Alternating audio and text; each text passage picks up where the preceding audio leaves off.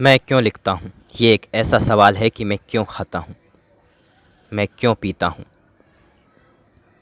लेकिन इस दृष्टि से मुख्तलिफ है कि खाने और पीने पर मुझे रुपए खर्च करने पड़ते हैं, और जब लिखता हूँ तो मुझे नकदी की सूरत में कुछ खर्च करना नहीं पड़ता।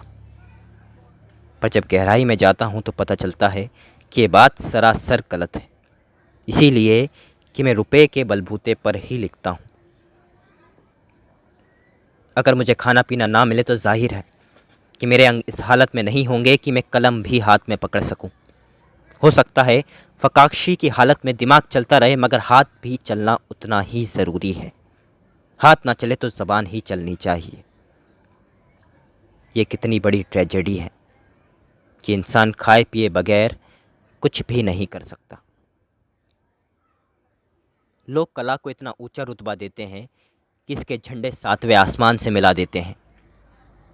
मगर क्या यह हकीकत नहीं कि हर श्रेष्ठ और महान चीज़ एक सूखी रोटी की मोहताज है।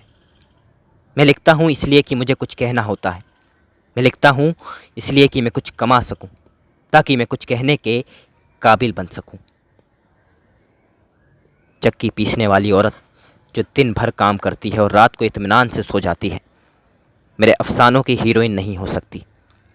मेरी हीरोइन चकले की एक टखाई रंडी हो सकती है, जो रात को जागती है और दिन को सोते में कभी कभी ये डरावना ख्वाब देकर उठ बैठती है कि बुढ़ापा उसके दरवाजे पर दस्तक देने आ रहा है। उसके भारी भारी पपोटों, जिनमें वर्षों की उचटी हुई नींद जम गई है, मेरे अफसानों का विषय बन सकते हैं। उसकी गलाजत, उसकी बीमारियाँ, उसका ये चिड़चिड़ापन, उसकी गालियाँ, ये सब मुझे बहुत भाती हैं।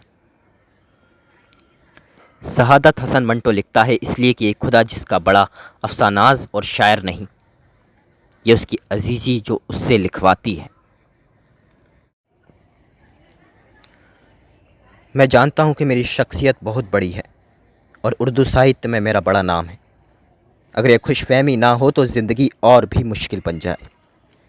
पर मेरे लिए ये एक तल्ख हकीकत है कि अपने मुल्क में, जिसे पाकिस्तान कहते हैं, मैं अपना सही स्थान नहीं ढूंढ पाया हूँ। यही वजह है कि मेरी रूह बेचैन रहती है। मैं कभी पागल खाने में और कभी अस्पताल में रहता हूँ। मुझसे पूछा जाता है कि मैं शराब से पीछा क्यों नहीं छुड़ा लेता।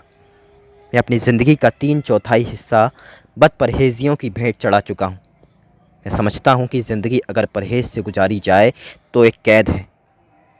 अगर वो बद परहेज़ियों से गुजारी जाए तो और भी बड़ी कैद है। किसी ना किसी तरह हमें इस जुराब के धागे का एक सिरा पकड़कर बस उधेड़ते जाना है, उधेड़ते जाना है, और बस